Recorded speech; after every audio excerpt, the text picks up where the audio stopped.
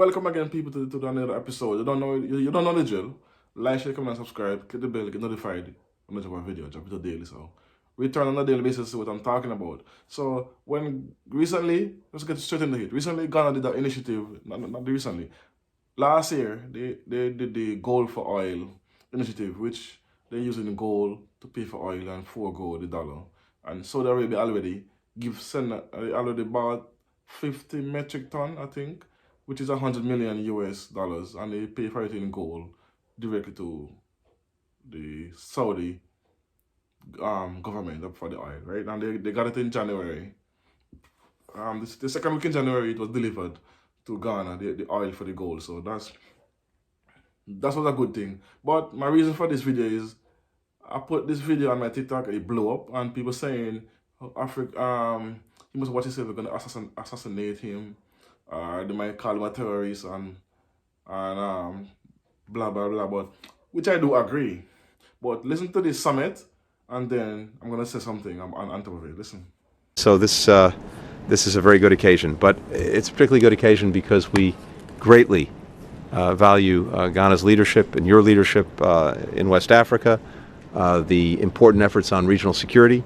We're strong partners, including on the UN Security Council, which we greatly value, partners for democracy and security in West Africa, and we greatly appreciate the peacekeeping contributions that Ghana makes, but also just more broadly, your own leadership for peace, for security, for democracy. Many challenges, but we're grateful to actually be facing them together, and really pleased to have you here this week for the summit. So thank you, Mr. President. Appreciate the time. So, Mr. Secretary, thank you very much. We'll just thank the American government for the invitation to participate in this summit. I think it's a summit that's been long overdue. I believe it's the second. The last time was, over 10 years ago. Yeah, perhaps we should be doing more. But it's good that it has happened. It gives us an opportunity to talk about many common threats and challenges that we have, which you've identified. And particularly for us, to be able to put into relief where we are. Yesterday I had I was part of an extremely useful meeting with the people from the Congress to come and talk about security matters. I believe that, Madam, you were there, you were part of the meeting. And its significance for us. And I think that beyond everything, that is a matter that I want to urge upon you. Today, Russian mercenaries are on our northern border. Burkina Faso has now entered into an arrangement to go along with Mali in employing the Wagner forces there. I believe a mine in southern Burkina has been allocated to them as a form of payment for their services. Prime Minister of Burkina Faso in the last 10 days has been in Moscow. And to have them operating on our northern border is particularly distressing for us in Ghana. Apart from not accepting the idea of the great powers once again making Africa their theater of operation, we have a particular position that you know about over the Ukraine war, where we have been very, very vocal and upfront about condemning the invasion of Russia by Russia. And therefore, then now to have this group at our borders is a matter of some considerable disquiet and concern for us. And we really like to have a privileged opportunity to talk about its implications and what we believe ought to be the case. This is what took place with the discussion in the Congress yesterday, which I found very fruitful. And I would like that the themes of that discussion should be the themes that we should continue to address. To what extent we can have you as a partner in confronting these threats.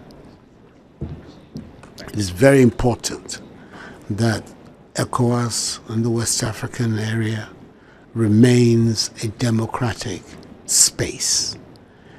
It's the reason for the actions we took over the coup d'etats in Burkina Faso in Mali, and in Guinea.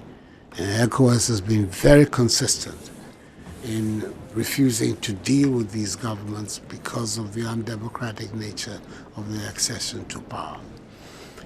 The commitment to democratic values and institutions is a high priority for our states.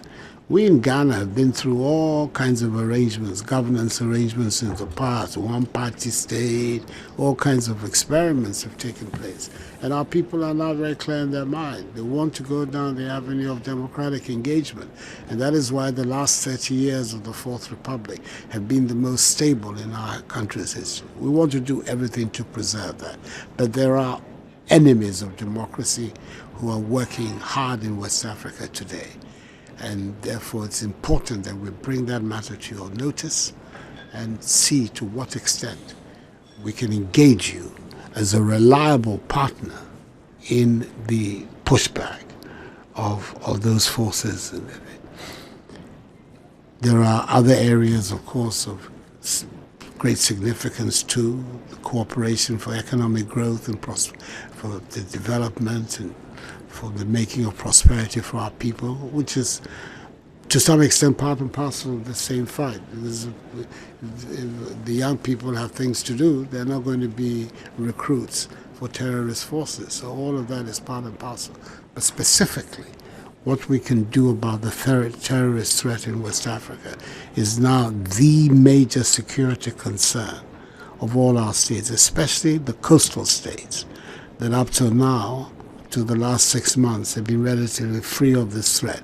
But now on all our common borders of Benin, Togo, Ghana, Cote d'Ivoire, are these forces that are operating there. And we have to find a way to be able to respond, and respond effectively to protect our populations. So here we give people, you see in the video, I'm telling you, this president is very smart. He's treating America like a girl. They're telling them what they want to hear. Because look, he's saying Russia is at the borders and it's a threat, and they want to confront it and they will work with the US because what they did in Ukraine was wrong, and Ghana is a democratic country and they like democracy, and they will work with America to on Russia because they don't want Russia to set up base in Africa. Because don't forget, South Africa recently did a giant military operation with Russia and China. And America was pissed about it in South Africa because they threatened sanctions on South Africa for this, which was done in January. They drill and they promised and threatening sanctions. And Ghana last year they did the Gold for Oil initiative, which was, and the first oil reached to Ghana in the second week in January, which was $100 million they paid for the 50 metric ton of oil from Saudi Arabia, and they paid with gold. So that's a start. That's the first shipment, and they're going to continue with it, and then don't forego using the dollar. But right now, America has seen that the Gold for Oil initiative because they are so focused on Russia and want to do everything they can to get all the allies they can to go at Russia. Because the more allies they get to them, the better it will be. But it's not working because the war is going on for more than a year now and it's not getting any better. So, but the Ghana president is very,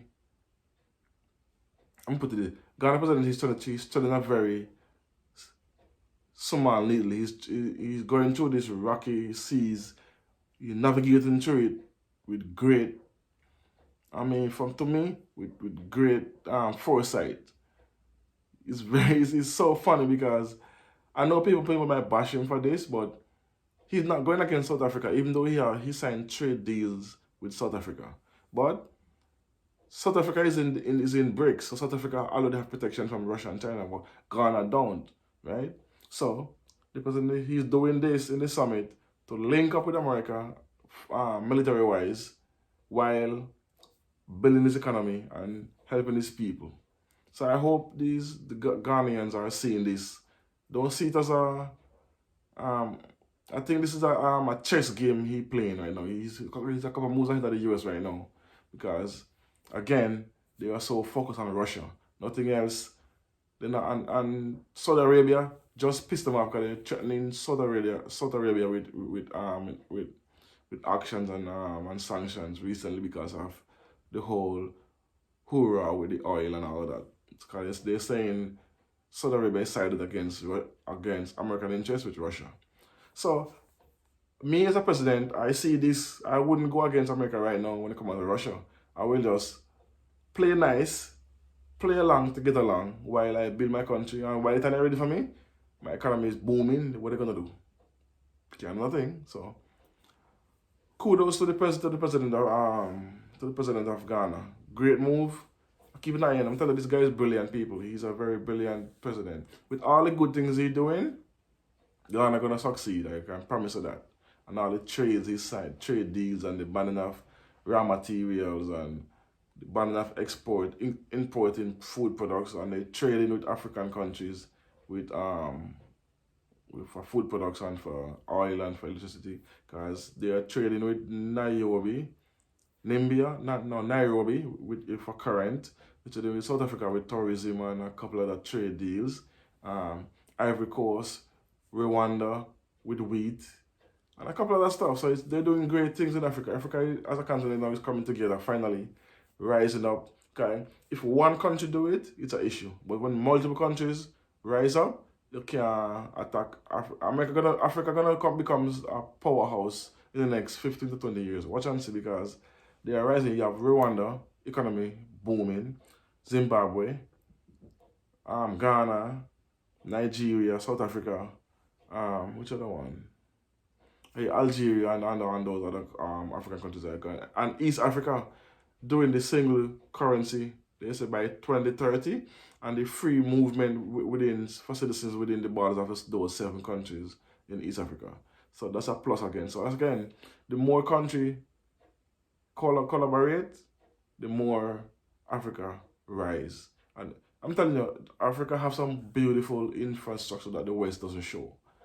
That's why I say my channel is so important, because I'm highlighting Africa on a whole for diasporas, Afro-Caribbeans, African Americans, and Black people on a whole globally, to see that the beauty and the business opportunities that's in Ghana. That's not Ghana. Let me not say Ghana. On the continent right now, on a whole, even Sierra Leone is giving citizenship to. If you can prove you have Sierra Leone descendants in the family line, you can get citizenship, and this is a booming economy again. It's not booming, it's growing. So there's tons of business opportunities in the continent right now. So take advantage of it. Me myself gonna go take a trip very soon to Ghana and see what opportunities over there for me as well. So you don't know this is the Washington SXM podcast. As always, subscribe, tell a friend, subscribe, and come enjoy some great content and learn about the continent of Africa and investment, tourism wise. Travel over there, see the beauty of the country, and done the whole hoorah. I don't know. It's all I don't know. Peace, one love, boom.